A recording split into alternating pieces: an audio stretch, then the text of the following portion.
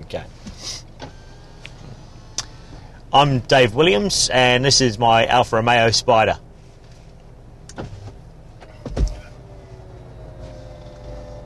I bought this car because I've drove an Alfa before and loved the driving experience. Also, I saw it on the road and just kind of went, you know what, that looks the shit. So, yeah, just couldn't help it. After driving it, I fell in love with it straight away. Things I love about it is the look of it. Really like the look of it. I love the handling. It's just incredible feedback through the wheel. It's yeah, such a pleasure to drive. Probably lacks a little bit of power, only being a 2.2 litre, but it's still very responsive because it's quite a lightweight car. I love the fact that it's convertible and you don't have to get out and manually drop the lid. It's all automatic, which is kind of cool. Seats are super comfortable. There's enough room behind the back seat so you can put in the golf clubs, which is fantastic too. Probably one of the few things that I don't like is there's a little bit of plastic in the middle by the rear vision mirror that I'm not fond of. Everything else is all brushed aluminium, but other than that, there's not a lot that I don't like. Boot space is a little bit limited, but there's enough there if you wanted to put in a reasonable sized suitcase or a couple of overnight bags, not a problem. And as soon as I don't have kids and don't plan on having kids, then yeah, sweet as. You've got traction control, which you can turn on or off. Being a front wheel drive though, there's kind of pointless turning it off. No real benefit. Side airbags, front airbags, it's yeah, super safe. I think it actually got a very, very high safety rating. Not that that was even a consideration. I found that out afterwards. The seats, really love the seats. Electric seats with memory positioning on them so that no matter how many people get in and out of the car and move it around, I can just push a button and it always goes back to the same spot.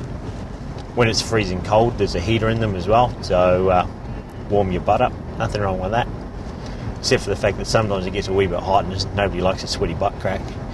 But as well, I think with the roof down like this, it's sort of there's not much wind comes in with the rear stopper on there, so you don't really get you know, if you've got a girlfriend that's fussy about their hair, which luckily mine isn't that fussy, but you know, it doesn't really sort of ruffle around too much. It's actually still quite a comfortable drive, quite warm and sheltered. It's got some really cool little features too, like automatic windscreen wipers, which is cool, very cool. And it accelerates reasonably rapidly. It cost me around about $90 to fill it up from completely empty at the moment, with fuel being the incredible rip-off that it is. But I'll get around town, I'll probably get about 520 Ks out of that tank.